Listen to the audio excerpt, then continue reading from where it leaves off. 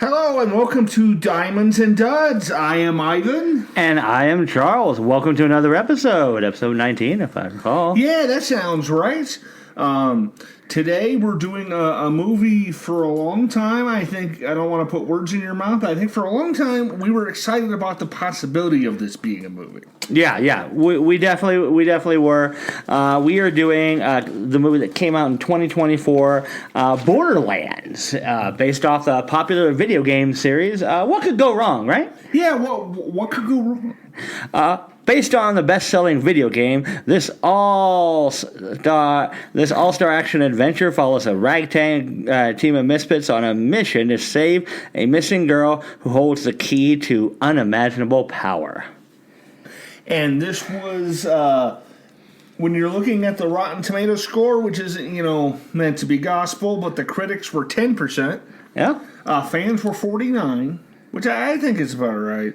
Was directed by Eli Roth. What can go wrong? Yeah, Eli Roth. And it was written by Joe Abercrombie. It looks like that was his first thing. Oh, yeah. It's a start. We all got to start somewhere, right? Yes. So yeah, Kevin Hart, Jack Black, who plays Claptrap, who apparently Jack Black just does video game movies now. Cate Blanchett, Jamie Lee Curtis. Yeah. I will say we'll get into the nitty gritty on this. I bluntly thought Jack Black was going to be worse. Now, I'm not saying he was good. Don't get me wrong. I'm not saying Jack Black was good in this, but there's a lot of the time I didn't notice it was Jack Black, but also I didn't really notice that it was Claptrap. Yeah. We had differing opinions on that. It didn't seem like it was for me. There was much worse parts of the movie than Jack Black. It seemed like I couldn't tell it was Jack Black, but also it was a really shitty Claptrap. Yeah. So basically, some background on the game series, if you're unfamiliar, and because I do think knowledge of the game series does impact. You can like it, not whether or not you're able to follow it, but I think it does underscore some of its shortcomings. More basically, Planet Pandora. You got basically this big old mysterious vault, and a lot of times vault hunters, go and try to they're trying to open the vault. And usually in Borderlands, there's crazy cast of characters. There's wacky, zany, a lot of homicide, a lot of fighting, that kind of thing. So. The voiceover in the beginning kind of, sets the stage for that a little bit. And, all kinds of companies looking for evolved. Of course, there's a prophecy, And so we kind of get dropped into the action right away. We do. They have a voiceover that kind of explains the Iridians, if I remember right. Yeah. And they're meant to be kind of the ancient aliens, and they left cool stuff on Pandora that people basically are going to be trying to find. Yeah, and we're dropped into a girl locked up in a cage and a character, military character, by the name of Roland, played by Kevin Hart, woefully miscast. Biggest miscasting in 50 years, I would say. Yeah, because in the video game, Roland is meant to be, kind of a, 6'5", former soldier, quiet, reserved.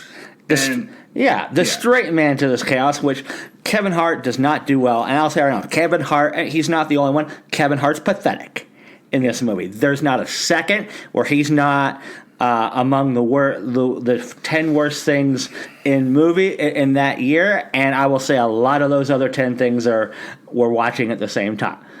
And what makes it tough is that if you're going to cast Kevin Hart as the straight man, cast Kevin Hart as Roland, well, then you need to redo Roland. You need to have Roland not be the straight man. You need to have Roland be the crazy, sidekick character, or do one of the other characters they decided not to cast from the original Like Mordecai, for example, was crazy. Was kind of offbeat, and there's no reason he couldn't have been him. Yeah. Oh, absolutely.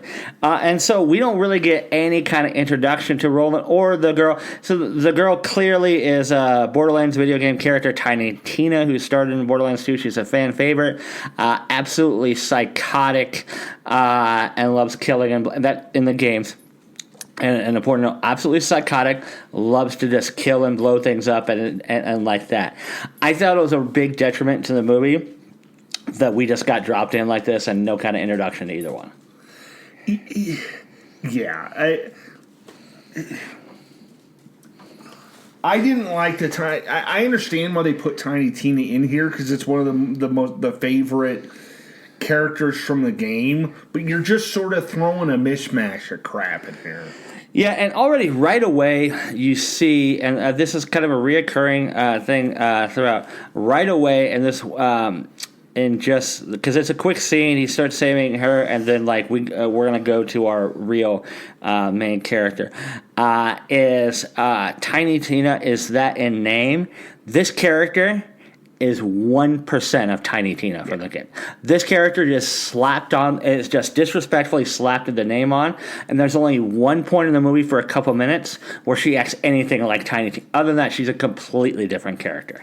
Yeah, it seems like they want the Tiny Tina character by name so that they can have it in the trailers, but the higher up producers were scared of what Tiny Tina would actually, like a full blown Tiny Tina in a movie. They were scared of what that would look like movie wise. Yeah. And then, because then they pick up, Tina's protector, Mass Psycho. He looked like, those characters in the game. I kind of liked his look and that character because there wasn't a whole lot of dialogue for him. That character was fine. He was fine. He was fine. He did his job, I thought. Yeah, and that character is in the game also. I didn't mind having him there because it seemed like they had a few over the top characters. Have him there to kind of, hey, we have 4, Yeah. And so, right after that, we're introduced to really kind of our true main character of the story. Yep. Cate Blanchett is playing. She's playing a bounty hunter, which I think is again a very odd casting choice. Yeah, I do too because they didn't seem like they really changed her age. Is the thing? Not to sound bad to Cate Blanchett, but she's older. She's our age. We're both Charles and I are in our mid-40s. She's older than us, and that's not to sound bad by a solid decade. Not to sound bad, but she's older than us, and they're trying to have her play somebody who feels like in their 20s. Yeah, exactly. Especially because this character has a lot of parental issues throughout the story. And Cate Blanchett as like an action star doesn't work. 2, like you said, she's playing a character like 30 years younger than her, and it feels absolutely out of place. And also, let's be honest, she's sleepwalking through it. And I don't fault her too much for this. I think what happened is that she got the check, she saw what this was going to be, and she realized she can only do so much. And I think he got this with a lot of the actors in the movie. That again, they once they saw the check didn't bounce because of the fact that they knew this was shit. There was, I don't think. I wouldn't give any actor in this movie credit for giving any kind of effort. No, I would agree. Yeah, so basically she's tasked by one of the, bunch of companies, Atlas. He's like, yeah, my daughter, Tina was captured. And so, basically you got to go save her from it seems like a couple months had passed. And so, like, she's important. So it seems like, Tina's... She's now essentially going to turn into a MacGuffin. A MacGuffin is something to be searched for and the key to the plot, which is really kind of reductive, to be honest.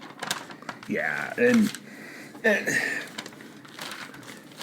you find out, obviously, that Tina's on Pandora, which the purpose of her, like Charles was saying, is kind of a MacGuffin to get all the characters to Pandora so that they can link up and start looking for the vault. I thought it was kind of cool that the first stop they had was Firestone, which in the very first game, the very first spot you start out at is Firestone. I thought that. I mean, other than that, it was kind of Firestone by name only. But this is one thing I will give it is kind of like thinking about. There were a few points where they got the looks, where they got the look of some things. A couple of the vehicles look like vehicles from the game again. So they names of places were places from the game. So I thought they did a decent job there. Yeah, I thought the person. The behind-the-scenes people who were trying to get it close to the game did what they could as far as, like, name-wise and look-wise. I think they were behind the eight ball trying to get this past,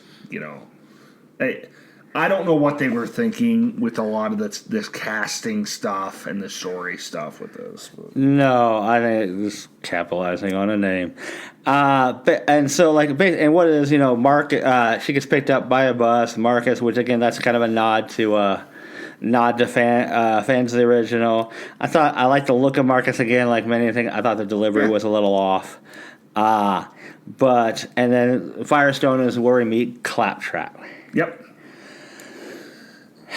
Claptrap is one of the best parts of the games. He's a robotic moron who attempts to help and ends up hindering in a lot of ways throughout the games. He's kind of the mascot at this point. Like so much so, like there's a new Borderlands games coming out that rumor has it they're not putting any previous character. Like they're intentionally not putting in any recurring character because the last game was not well received at all. Yeah. But Claptrap is still it. The rumor is that most of the recurring characters won't be, but that just kind of underscores Claptrap. Claptrap is voiced here by Jack Black.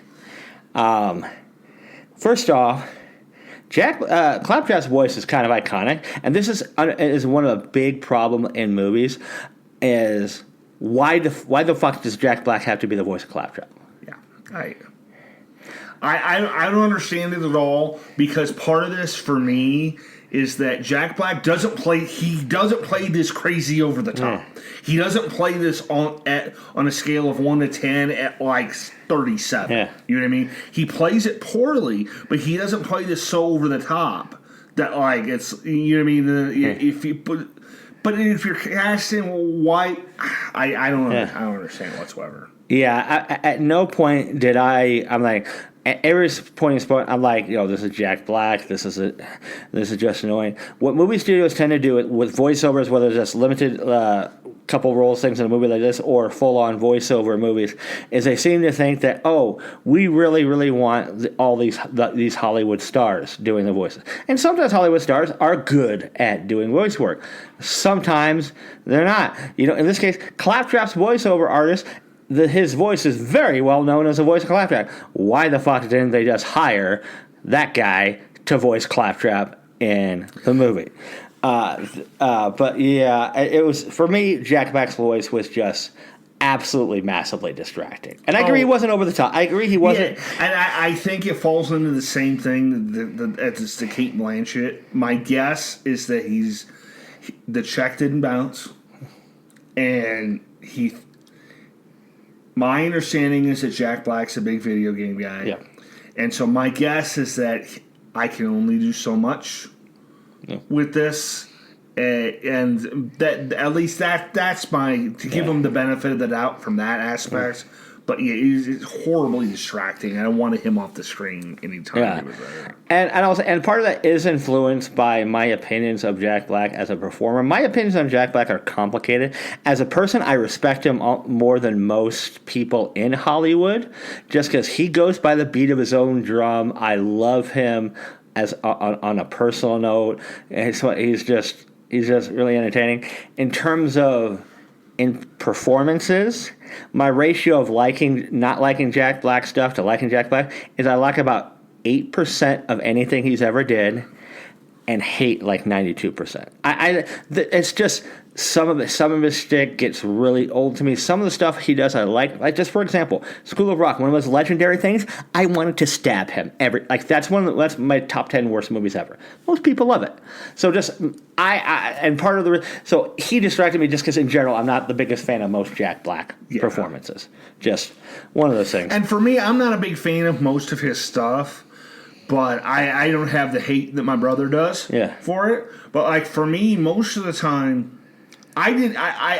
most of the time I forgot it was even there was even Jack Black that was there. But then goes back to why the fuck do you pay for Jack Black to be that guy when you can just have the person who's, unless they offered it to him and the guy's like, nah, that sucks, I'm not doing that, unless it was something like that. So, and like you said earlier, I will agree, Jack Black's performance at role as Claptrap is not anywhere near the worst things. It's nowhere near the bottom. There's so many things in this movie that are worse. It's, if the rest of the movie was fine, then Jack Black's performance would not be bad enough to drag it down. It's just when you're in the muck with everything else. But yeah, he's going to help her find Tina, and the relationship between Claptrap and was it Lilith?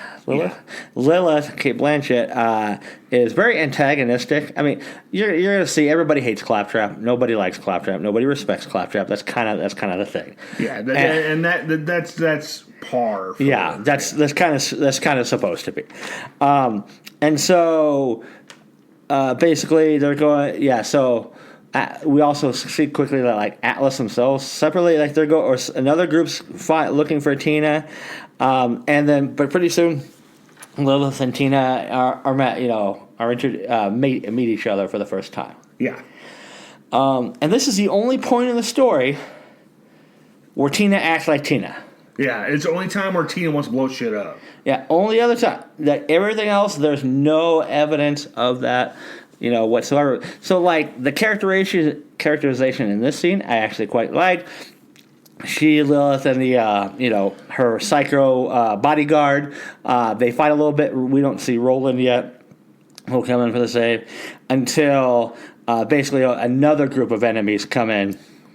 And then those three team up to try to take them out. Yeah. One thing I noted here is at some points of the movie, at a lot of points in the movie, the effects were fine, but there were a couple of moments where the effects were 1930s bad. I noticed that too. It seems like on a scale of 1 to 10, the effects were like a solid 7 or 8 a lot of the time, and then suddenly you'd have, hey, here's a 3. We hope you don't notice. Yeah, like it's when and the big one, the one that I really noticed was in this scene. Tina's throwing like bombs or something like that. Yeah. And the effects, again, they're so bad they would have been out of place in silent movie era. I'm being a little hyperbolic, but it's horrible.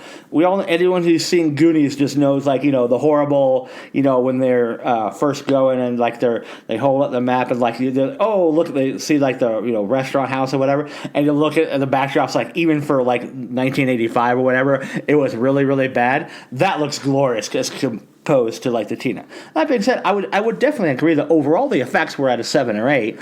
It would have been even higher if not dragged down by this one scene. And I don't think there was another scene where it was this bad. Not that I remember. But it was that was just ripped you right out of the for a moment. I felt Claptrap's personality was off though at points. I wrote that because a lot of it's like, God, I wish I was allowed to kill you, kind of thing. Whereas a lot of the days, Claptrap is more like, this is how Oz is like delusional. Like he thinks everybody loves him, and he thinks he's the greatest. Yeah, and that's the thing they didn't quite nail in this is that in the games, Claptrap thinks he's the best. Like, he thinks everybody loves him. He thinks he's everybody's best friend, and that everything he does is the most important thing towards their mission. Yeah, and that he's the main star. Yeah. You know, but then every once in a while in the games you see the cracks where, like, you know, Claptrap realizes how pathetic he is and just exudes depression, which is funny. Which is really funny. And during this fight scene, Lilith got a beacon for Atlas for when she found Tina, and that broke during this. And Yes. and Claptrap was going to fix this at some point, basically to give them time to all beat each other. Yep. And then, you know, Roland comes in and makes the save. They get in a vehicle. We get a vehicle chase again. And we still really haven't had. We had an introduction on Lilith, really, but nobody else really so far. Yeah, not really. They haven't really explained who anybody. They haven't really explained who anybody else is. So, Yeah. So like they shake the people by, you know, going through, like, you know, a place with, like, you know, piss lakes. Piss wash. Yeah. A bunch of piss, and there's the monster is there, and basically they escape by jumping a canyon into a monster's mouth and shooting out the other side. I thought that was visually kind of a cool. That was kind of cool, and that is from the game. I don't know for a mainstream audience if I would have picked Piss Wash to have represented in the games. There's a lot of other key areas you could probably do. Yeah. And again, I'm going to say, like, God, you know, Kevin Hart is so miscast. Playing a straight man soldier, what the fuck? And there are times where it feels like Kevin Hart realizes it. Yeah. You kind of look at him and he's like, I'm sorry, guys. Yeah. And so, and here, like, so, you know, the car is broken down, the chasing's over, and we get a little bit of a exposition. We learn that Tina is not biological in terms of her creation. She was created in a lab to be a key to open, to be able to open the vault. Oh, the one thing I wanted to mention, I forgot to mention, I think this was from before. Lilith, did you notice Lilith's first gun from the first thing she fought? It was the what do you call it, the unlimited pistol? Yeah, you know what I'm talking about? I just noticed it was cool. I didn't. That's from the game. Oh, okay, that's cool. Yeah, and basically, I thought it was cool. I thought it wasn't cool that she used it in that scene and then just sort of didn't appear again. But yeah, and see, there's some moments, some callbacks that were good, but you know, all this movie missing is writing, directing, casting, acting, coherence. You know, it had some good callbacks. So if it just, like, fixed all that other stuff, you know. Yeah, it would have been fine if they wrote a good story and had the actors buy in and had a competent director and just little stuff like that. Yeah, because, like, some people, Eli Roth people, I'm not an Eli Roth. I'm not an Eli Roth. I didn't like. I thought he was fine in that Tarantino movie. I don't know why I'm. Acting was his acting in that was fine. But I loved him in that. He was Inglourious Bastards. Yes. He was the character of the Bear Jew. Yeah. Originally a role that was originally written for Adam Sandler. Yes. Absolutely. And so so basically, so we find out they're going to need to get so many X amount of keys. I think 3 total. That's going to open the vault. But apparently they already have the first one. Yeah, because what did they say? Who had that? That's Roland had they had like Roland. That's what like Roland had. One like I got the first key. It felt a little, you know. It felt a little bit. We were going to write something to find that, but we ran out of time, so here it is. Yeah, and they make a big deal about the fact. Okay, so they get to Sanctuary, another big part of the game, specifically 2. Really 2. It's a part of the game, and how they make a big thing about how this is going to be insanely difficult in Sanctuary as a city to get to to get inside and move around in the city because there's a lockdown due to them. Right? Like there's a lockdown. Yeah. But it was really easy for them to get through the lockdown. They got through the lockdown instantly. Which makes them think they just shouldn't have had that line. Don't worry about the lockdown. Because they don like masks. Just don't say the part about the lockdown, and then you're putting on masks just for the same. Just you're trying to like disguise yourself because you're one of criminals. But whatever. It kind of feels at times, though, I wrote this, that it feels like the script writers watch videos of the game on YouTube while drunk with the sound off and said, fuck it, we understand enough. Yes. That's kind of what it felt like, but then we get another brief appearance of another big character from the game Tannis? series. Before Tannis. Before Tannis. Moxie. Oh, yeah. Yeah, who I do think is going to be in Borderlands 4. I think she's one of the only people. Yeah. But yeah, we get Moxie. And who is Moxie really in the games? She's like a bartender. Yeah, she's basically a bartender. She's basically a bartender in the game you go to for some missions. Yeah. Some fun stuff in Sanctuary, basically. Yeah, and so basically she's going to... they're being led to, like, a person who can help them out, basically. Who can help them out in terms of the quest, for the vault. Tina and some of them want to use the vault, basically to destroy Atlas. And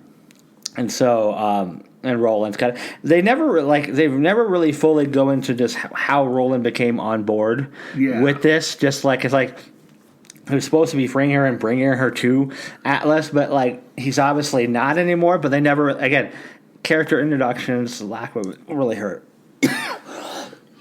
Yeah, and that's part of it is it seems like they added so much weird shit they had to start cutting crap for time, and the stuff they cut for time it feels like was why's Roland on board? Why are they together? Yeah, and so we get introduced to the last main member of our group. And again, another big character from the movie, another big actress, Jamie Lee Curtis, plays the character of Tannis, who in the games and in the movie is supposed to be, basically she's a scientist, studying the vault, but she's also supposed to be really, really inept socially and crazy. Yeah. Again, I like Jamie Lee Curtis. She's fucking pathetic in this movie. They make a point of saying that, like, she's the crazy, but at no point does she act crazy. No, it is definitely the worst performance of her career, as it is Cate Blanchett's, as it is Kevin Hart's. But I might argue that Jamie Lee Curtis is the absolute worst of this group. There is no reason for her to exist. Here. No, and also there's no reason for her to be in there as long as she is. Yeah. Typically Tannis in the game is somebody you go to for a few missions and then you leave, kind of thing. Where she basically becomes the fifth person in their sixth person in their crew. Yeah, and they really, really tie her story to Lilith, And she had been on Pandora, left it as a kid. She's got some mommy issues. They really, really tie Tannis to it. Yeah. And again, and so it just feels off. They get a notification as far as where key number 2 is, and they shuffle off to go find key number 2. Yeah. Which they gotta get through a big group of psychos and bad guys, and they way too many for them to fight. At least that's what they thought. And so they go for a distraction. Yeah. Yeah. And I will say I was entertained by the distraction. Distraction was good. Yeah. What they did is basically they used Claptrap, and this is the only part in the movie where Claptrap felt fully like Claptrap for the game. Yeah. It's basically Claptrap. They told Claptrap to go and just insult the shit out of him.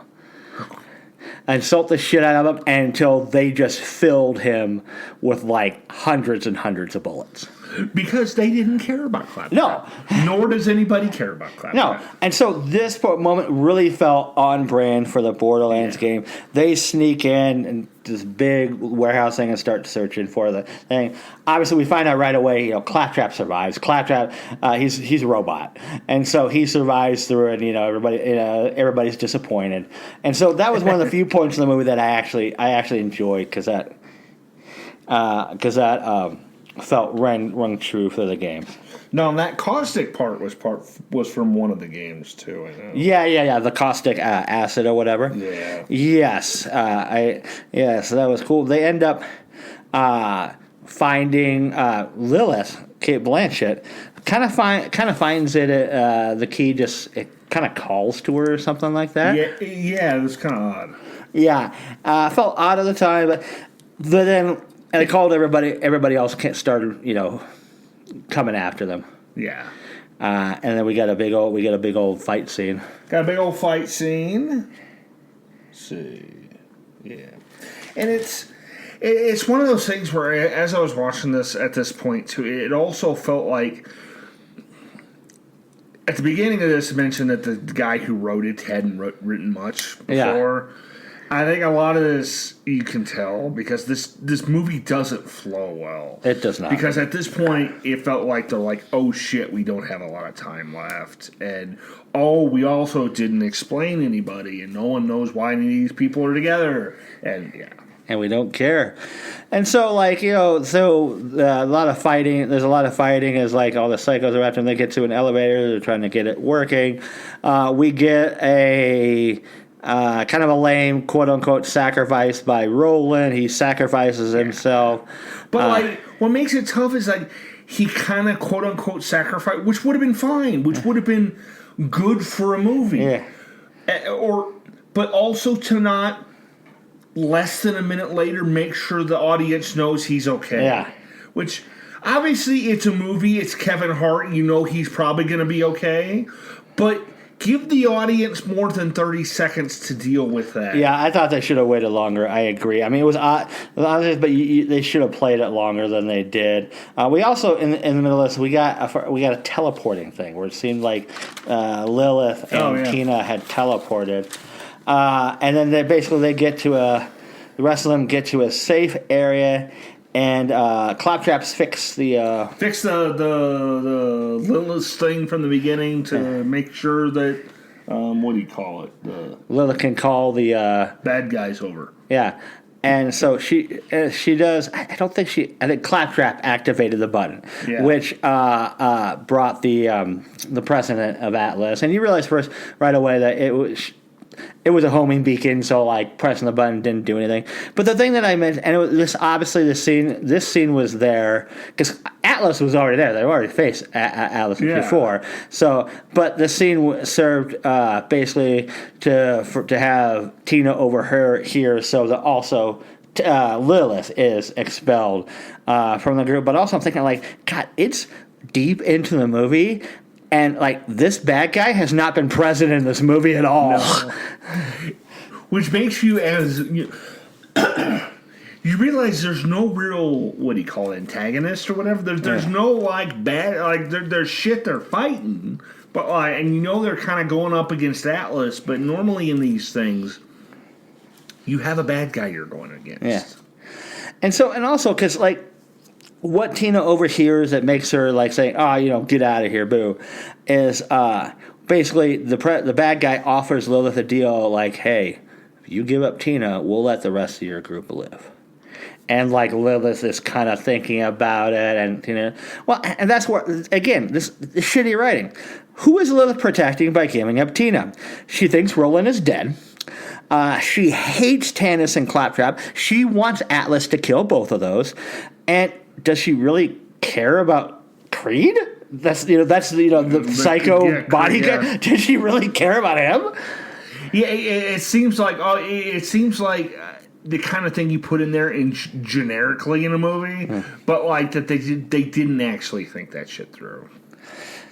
Yeah, and so basically, Tina and Tanis. And Creed peace out, leaving Claptrap and Lilith, who I think they teleport, happens, and then we just get the exposition that she teleported her home, her mommy built Claptrap, and conveniently settles all of her mommy issues before the big finale, because Tanis and what's-her-face, Tina, are going to the final key. Which also conveniently, I guess, the final key was located literally the exact place of the vault. I guess we only got 10 minutes left. Yeah, no, fuck it. The final key, they hid the final key where the vault was. Yeah, yeah. A lot of this stuff wasn't well thought through. Yeah, but somehow, despite the fact that Atlas was tracking Tina went out. They didn't know where these keys were. They're tracking Tina went out, but they were there before, at the side of the keys up before. Charles, Eli Roth doesn't want you to think that. Yeah, he doesn't want you to think about the details. Have you seen any of his other movies? He doesn't want you to think a lot. Yeah, I saw his first one, Hostel. I thought it was kind of crap, personally. Yeah.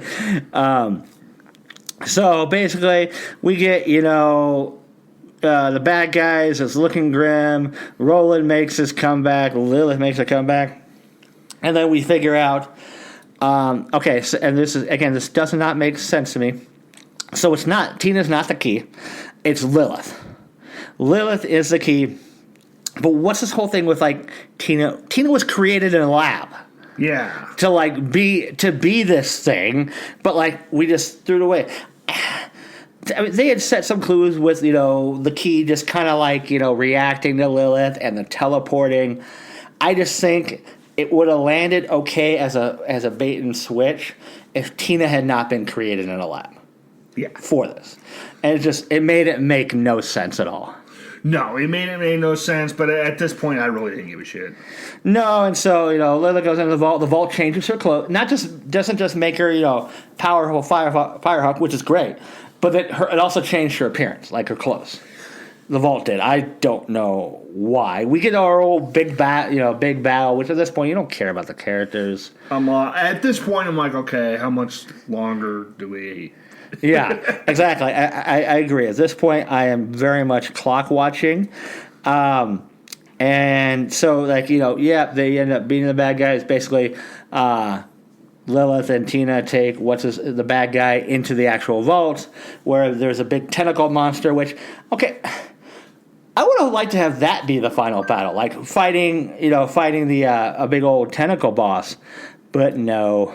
We just got to see it, and that was it. Obviously, the bad guy was left there in the vault with her, and so we never really get any kind of thing. Okay, and it's kind of like a lot of people. If you play the first game, to many, the ending of the first game is considered one of the top 5 biggest letdowns and crapping the beds. Yeah. So you spent the entire game getting to this vault, and then it just kind of ends. That's kind of that. I don't think they should have necessarily taken the cue. That's the thing they took from Borderlands 1, apparently. Yeah, and looking at this movie, as a huge Borderlands fan, this movie just made me disappointed because I saw a lot of potential here if they had just paid attention. But also knowing that this did so poorly, it's never going to be touched again. No, yeah, definitely not. There's not going to be any no more Borderlands movies, no Borderlands TV series Yeah, at all. So, just to remind, and so after it, it's a little bit, all's well that ends well. They're partying in Sanctuary, and you get the impression that Tina and Lilith might, are gonna kind of hang out together and stuff. And so the movie ends there. So, just a reminder: our rating system, it can either be a diamond or a dud, and each one has a scale 1 through 5. Diamond it's a legitimately good movie, just how good it is up that scale. Dud it's bad, but the higher up on the scale is it's bad, but it's rewatchable. So bad it's good kind of thing. Okay? With a 5 being, this movie sucks, but God, it's so much fun to watch for some of the unintentional comedy and whatnot. Whereas a 1 is a 1 is just this movie is just irredeemable. Yeah. So where are you at? I'm on a diamond. No, I'm just kidding. No, I'm on a dud, and I'd probably put this as a dud as a 1. Yeah, I'm obviously a dud as well. This movie has no redeeming value outside of the very couple snippets of a couple visual things, a couple of Easter eggs, but they all completely get drowned out by just the crappiness in every single area. I'm a dud at 0.5. I'm less than a 1. This movie is absolutely irredeemable. It sucks so bad. Yeah. Well, thank you, everybody, for listening to us here. Like, comment, subscribe, all the social stuff. And our next movie is going to be Alien Romulus. Yep, also came out in 2024. This one is one that I know I'm a big fan of the Alien franchise. So let's see how this turns out. Cool. Have a good one. Adios.